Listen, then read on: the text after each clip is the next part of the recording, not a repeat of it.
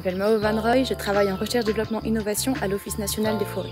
J'ai la chance de pouvoir travailler sur les arbres et les forêts.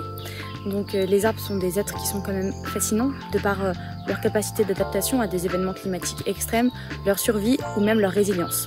Il faut savoir que travailler sur un arbre, les arbres aujourd'hui comme on les voit ici, par exemple un Douglas et un chêne, qui font plus de 30 mètres de haut, c'est assez incroyable.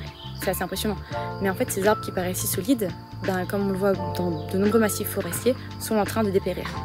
Donc les événements climatiques récents nous invitent à prendre soin de nos forêts et à mieux comprendre les écosystèmes pour notamment avoir une sylviculture adaptée. C'est dans ce contexte d'incertitude forestière grandissante que sont nés mes travaux de thèse.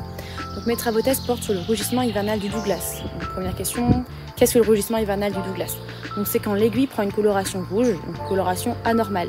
Donc qui dit une coloration rouge dit en général un arbre qui meurt dans l'art ou les années qui suivent le rougissement. Il faut savoir que les victimes sont des jeunes plantations, donc inférieures à 15 ans dans les zones de moyenne montagne, ce qui soulève de vraies questions sur l'avenir du Douglas. Donc évidemment, la question au centre de ma thèse, c'était de comprendre les facteurs qui pouvaient induire ce rougissement et comprendre les mécanismes physiologiques à l'origine de ce rougissement.